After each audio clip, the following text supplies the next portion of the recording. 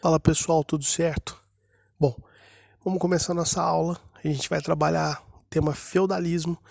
E para a gente falar sobre feudalismo, é importante que a gente recorde de algumas noções anteriores, né? A gente vai tentar trabalhar então nessa aula as origens do feudalismo e o que é feudalismo, tudo bem? Para a gente poder fazer isso, é interessante que a gente revise alguns conceitos.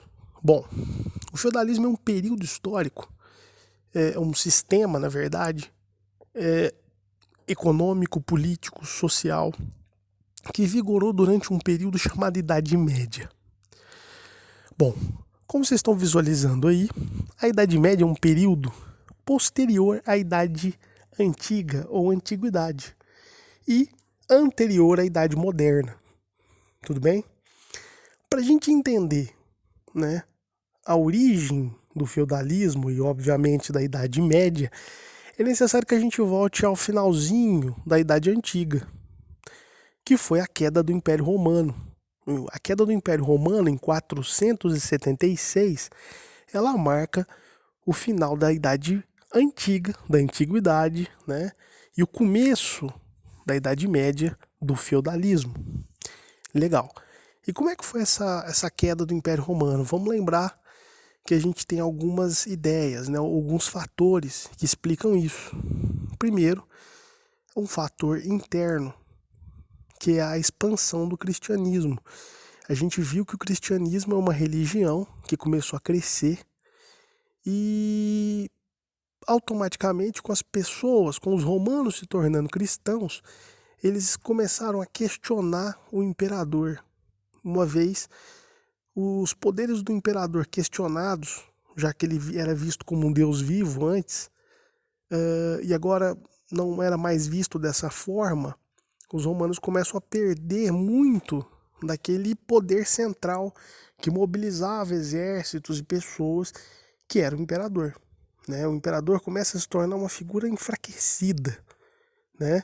O governo ele só tem poder porque o povo dá poder ao governo. Então, se o imperador ele é desacreditado, ele perde seu poder perante o povo. O segundo fator importante foi que Roma começou a sofrer sucessivos ataques de tribos bárbaras. Quem são essas tribos? Várias tribos. A gente tem desde as tribos germânicas, como os francos, os godos, visigodos, desde dos hunos, por exemplo, que vieram lá da região da Mongólia, do norte da China, que vieram atacar, tentando saquear Roma, já que Roma era um grande império que possui uma enorme riqueza. Obviamente que Roma atraía essas pessoas ao seu império, já que possui grandes riquezas. Quando Roma começa a sofrer esses ataques, Roma começa a perder algo que é essencial para a sua sobrevivência. O que? A conquista. Roma deixa de conquistar novos territórios e começa a praticamente defender o seu território. Né? Se Roma deixa de conquistar novos territórios, Roma começa a não mais conseguir adquirir novos escravos. Porque lembrando que Roma adquiria escravos através da guerra. E a partir do momento que eu não tenho a guerra de conquista, eu não tenho novos escravos. E aí a gente vai ter um problema grave. Que vai ser a falta de mão de obra em Roma. Poxa vida. Esse problema vai deteriorar o império e que ao longo de quase 200 anos vai minar cada dia mais as bases desse império. Até que no ano de 476, os bárbaros enfim conseguem invadir Roma e conseguem tomar esse grande império. Bom, mas o que é feudalismo? Vamos começar do início.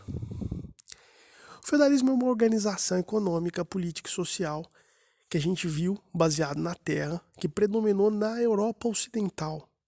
Então eu estou falando ali daquela região, a Itália, a França, a Alemanha, Portugal, Espanha, enfim, toda aquela região central, Bélgica, onde esse feudalismo ele vigorou nesse período.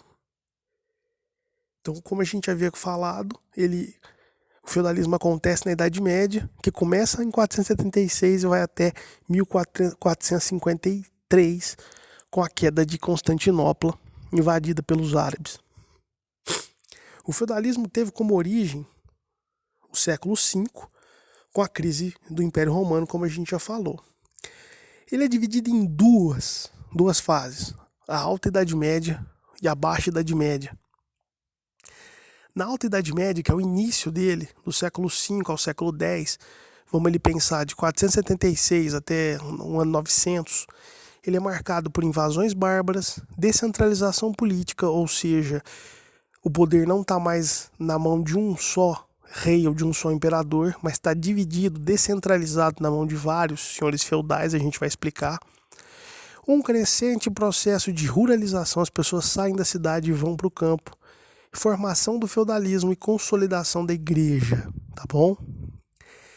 Na Baixa Idade Média a gente vai ter as cruzadas, o renascimento comercial, o ressurgimento do comércio e das cidades, a crise do feudalismo e o surgimento de uma classe mais tarde que a gente vai chamar de burguesia.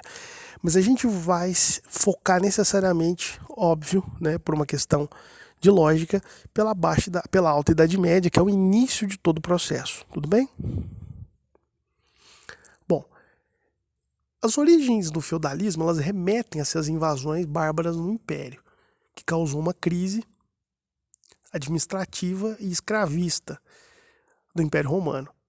Esse governo romano ele vai perder, nesse sentido, a capacidade de proteger seu povo. Então, obviamente, o caos, o medo era tamanho que vai fazer com que as pessoas fogem das cidades para o campo em busca de melhores condições de proteção. Por isso, um processo de ruralização, tá bom? É o contrário de urbanização, quando a pessoa sai da fazenda e vai para a cidade. Nesse caso aqui é uma ruralização, ela sai da cidade e vai para a fazenda. Nesse momento é importante notar que cada tribo ela forma um reino. Então você vai ver no próprio mapa que todo o Império Romano ficou dividido basicamente nas várias tribos que invadiram Roma. Então a gente vai ter os ostrogodos, o reino dos burgúndios, dos francos, dos saxões, dos suevos, dos visigodos, dos vândalos. Então o mapa consegue mostrar ilustrativamente para a gente como é que ficou essa divisão, né, após o fim do Império Romano. E é importante notar o seguinte, que o feudalismo, enquanto sistema, ele é a fusão de valores romanos e valores bárbaros. É como se fosse uma mistura, né? Quando os bárbaros eles tomam conta do Império Romano e formam seus reinos, aos poucos eles vão se acomodando. Antes eles queriam entrar em Roma, eles queriam invadir Roma. Uma vez que eles invadiram Roma, eles se acomodam. E eles começam a ter uma vida normal. E para ter uma vida normal, eles não podem ser porra louca a vida inteira. Eles precisam assentar a vida, eles precisam ter uma vida mais tranquila. E eles começam a assimilar os valores romanos, principalmente ligados à religião. Olha que coisa interessante, eles vão entender, boa parte dessas tribos bárbaras, que a partir do momento que eles se convertessem à religião romana, que era o cristianismo, eles iriam ser aceitos pelos romanos. E isso acontece. Olha que coisa interessante. Então a gente vai ter uma tabela aqui que vai mostrar que o feudalismo é uma soma de coisas romanas e de coisas germânicas. Por exemplo, do ponto de vista romano, o feudalismo ele tem muito da clientela romana, que é um conceito de dependência entre servos e senhores. Então, isso é interessante, porque o feudalismo é baseado nessa relação entre servo e senhor, entre quem serve e quem manda. Colonato. Então, por exemplo, quando as pessoas vão para as fazendas, para o campo, em busca de refúgio, elas vão começar a trabalhar em troca de terra. Então, um senhor de terra, isso é colonato, né? Ele vai dar a terra para as pessoas em troca de trabalho. Olha que troca interessante. Já que não vai ter escravo, a servidão se torna a grande forma de mão de obra nesse período. As vilas, que são os feudos, são as pequenas fazendas, e dentro dessas fazendas a gente tem um núcleo onde as pessoas moram e onde as pessoas plantam. Enfim, é tudo dividido. e a gente tem a Igreja Católica, o cristianismo católico como sendo a grande argamassa que vai unir toda essa sociedade. Do ponto de vista dos povos bárbaros, a gente tem o comitatus, que é o quê? A base, a lealdade entre senhor e comandados, digamos assim, entre os nobres em torno da guerra. Eles vão fazer um jogo ou uma rede de lealdades para que quando um for à guerra, todos os outros vão, né? Porque eles juraram lealdade uns aos outros. Isso é importante. Isso é um sentimento das tribos bárbaras que vai se tornar um sentimento comum e basilar da formação do feudalismo. Nesse momento, o comércio praticamente deixa de existir. Então, toda a agricultura, ela se torna uma agricultura de subsistência. Você planta para poder comer, e você só come aquilo que você produz.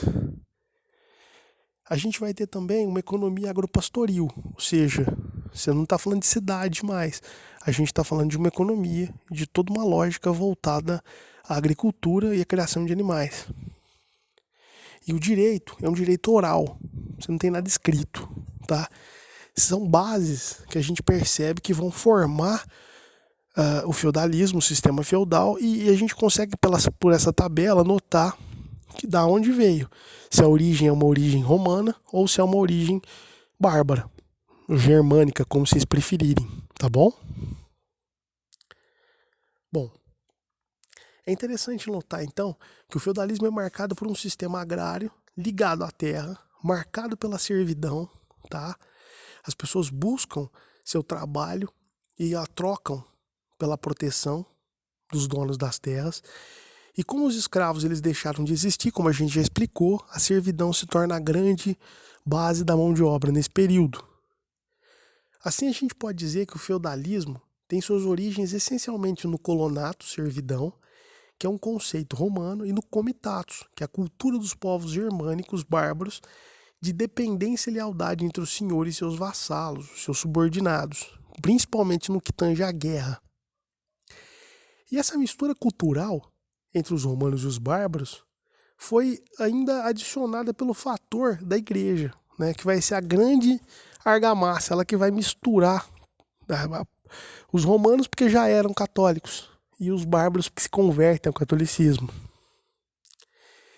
E nessa história toda, a gente tem que dar uma ênfase maior para um reino dos bárbaros, que é o Reino Franco.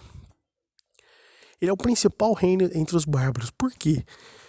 Porque em determinada medida, ele vai praticamente dominar os reinos bárbaros. Ele vai adicionar, ele vai anexar através da guerra, né? E vai se tornar praticamente o único reino bárbaro existente durante a Idade Média. Olha que coisa interessante. Ele vai conseguir unir então um território que atualmente é a Alemanha, a Itália e a França, e vai manter um governo estável, diferentemente dos outros governos bárbaros que não tinham nenhuma estabilidade. Eram extremamente instáveis, ao contrário. É interessante notar que o primeiro reino bárbaro que se converteu ao cristianismo e fez dessa aliança com a Igreja Católica uma poderosa força política militar. Então vai ter uma poderosa aliança dos francos com a Igreja Católica. Olha que coisa interessante, política e religião de novo se misturando. E a gente vai ter duas principais dinastias no Reino Franco, os Merovingios e os Carolíngios. Bom, vamos começar com a dinastia dos Carolíngios, né? É importante a gente citar Clovis, que é o primeiro rei franco que vai se converter oficialmente ao catolicismo. Isso é um ponto importantíssimo. E a gente vai ter mais tarde o Carlos Martel, que na verdade nem era rei, ele era o prefeito do palácio, que era uma espécie de administrador. Ele não era o rei. Mas ele vai tomar tanto poder pelo feito da Batalha de Poitiers. O que isso significa? O Carlos Martel ele vai comandar o exército dos francos contra uma investida perigosíssima. Para quem não sabe, mais ou menos lá no ano 730, Maomé vai unificar toda na Arábia Saudita, e vai formar um Império Árabe. E esse Império Árabe, galera, ele vai dominar não só o Oriente Médio, o norte da África, ele vai invadir a Europa via Portugal e Espanha. Os árabes já haviam tomado a Espanha, eles estavam quase invadindo a França, quando, na Batalha de Poitiers, Carlos Martel consegue, em 732, barrar esse avanço. E ele vai usar uma tática chamada martelo, onde ele vai posicionar uma parte dos seus soldados atrás da linha de defesa e vai praticamente, como um martelo, conseguir vencer e praticamente, digamos assim, surpreender os árabes numa vitória histórica que foi essa batalha. A sua fama foi tamanha, porque ele defendeu a Europa cristã dessa invasão árabe, que ele vai se tornar vai praticamente o rei, né?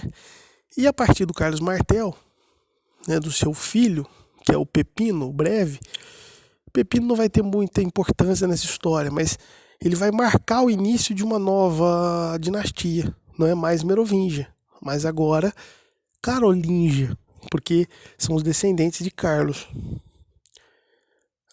É importante notar nesse ponto que o filho de Pepino, o neto de Carlos Martel, também se chamava Carlos e vai ser chamado Carlos Magno. Ele sim simboliza o auge do Império dos Francos, o auge do Império Carolíngio, porque ele, com a ajuda da igreja, ele vai conseguir dominar esses territórios todos da Alemanha, da Itália. Ele vai unir forças com a igreja, expandindo territórios, inclusive com o Papa Leão II consagrando ele como imperador, né? Carlos Magno, imperador do Ocidente, herdeiro do Império Romano. Inclusive, eles vão consagrar esse império dele como Sacro Império Romano Germânico, justamente por essa lógica. Bom, aqui a gente consegue ver o mapa dos impérios no século IX. Então você percebe em verde os árabes, né, que começam lá na Ásia, no Oriente Médio, norte da África e uma parte da Europa. Né? A gente tem um Império Carolíngio, comandado por Carlos Magno, de laranja. A gente tem um Império Bizantino, que é um outro império que a gente vai falar mais adiante, que é o Império Romano Oriental, que ainda não caiu, ele está firme e forte lá ainda, mas ele não serve para a gente nesse momento. Guarda aí que mais tarde a gente vai falar sobre ele em outras aulas. Então esse mapa é legal para a gente conseguir visualizar alguma coisa nesse sentido. E, pessoal, com a morte do Carlos Magno, os seus sucessores eles não vão conseguir, os seus descendentes, manter o poder que ele havia conquistado. Então é interessante notar que cada ano que passa, os sucessores do Carlos Magno, eles vão perdendo poder político e militar. A ponto com a morte do seu filho Luís o Piedoso, o reino vai ser dividido em três, né, que são os três netos de Carlos Magno, ou os três filhos de Luís o Piedoso, que são Carlos o Calvo, Luís e Lotário. Só para vocês terem uma noção, chega-se ao ponto que essa divisão do reino é tamanha que nesse mesmo momento vai estar acontecendo uma nova onda de invasões na Europa. E essas invasões, alguns nomes vocês já conhecem, são uma invasão dos vikings, a invasão dos sarracenos, que são piratas árabes, e dos magiares, que são do norte da Alemanha. O problema é que esses reinos francos divididos e enfraquecidos, né, eles não conseguem, eles não têm força para combater essas invasões. Então esses reis eles começam a fazer um dispositivo que vai marcar o início de fato do feudalismo, que é o quê? A doação de terras, ou a doação de feudos. Então eles doam feudos para comandantes militares que conseguirem defender ou lutarem em nome do rei. Então, se você é um comandante militar, você leva seus cavaleiros para a batalha e você ganha terra. Né? Ao final da batalha, essa terra é sua e você deve prestar juramento ao rei. Então, é uma troca. Né? O rei te dá a terra e você presta juramento ao rei de lealdade e obediência. Então vocês percebem que aqueles ideais lá atrás de comitatus, ele está sendo colocado à prova nesse momento aqui, lá no século IX, tá? Esses feudos aqui, galera, que são porções de terra, são doações do rei, que é o suzerano, ao seu vassalo, são senhores feudais.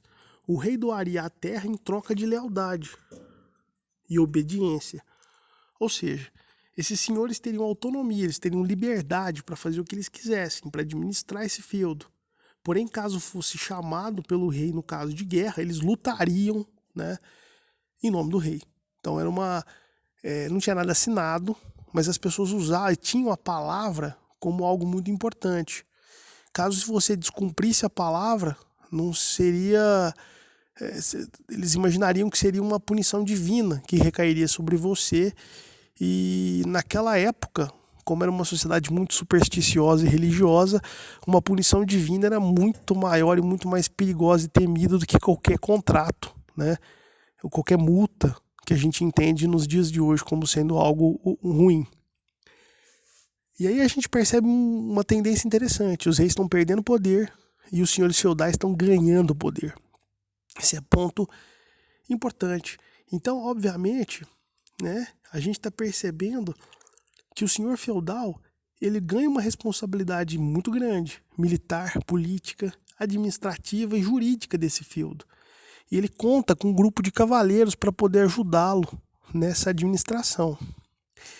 Perceba que agora está acontecendo uma mudança. Se antes o poder político era centralizado na mão dos imperadores e dos reis, agora o poder é descentralizado, ele é dividido nas mãos de vários senhores feudais que estão ganhando feudos, que estão ganhando protagonismo e força nesse novo cenário, que é o que a gente entende como o feudalismo, beleza? E uma última informação importante: enquanto as terras estão sendo divididas nas mãos de vários senhores feudais, é importante pensar que uma instituição, ao contrário, está acumulando poder e terras, que é a Igreja Católica. A Igreja Católica recebeu doações de nobres durante toda a Idade Média, ela acumula muita terra e ela não divide terra. Nesse momento, a Igreja faz inclusive uma grande reforma, tá? No qual ela proíbe os padres de casar, do casamento. Antes era permitido. Por quê? Para que não haja reclamação de herança. Porque se os padres representam a igreja, os bispos representam a igreja e eles se casam, os filhos desses padres são herdeiros. Então, obviamente, começa-se uma nova fase na história da Igreja Católica, inclusive ela se tornando praticamente dona de quase metade das terras de toda a Europa. Ou seja, ela era a maior senhora feudal da Europa naquele momento. Beleza, pessoal? Espero que vocês tenham entendido. Um grande abraço. Fiquem com Deus.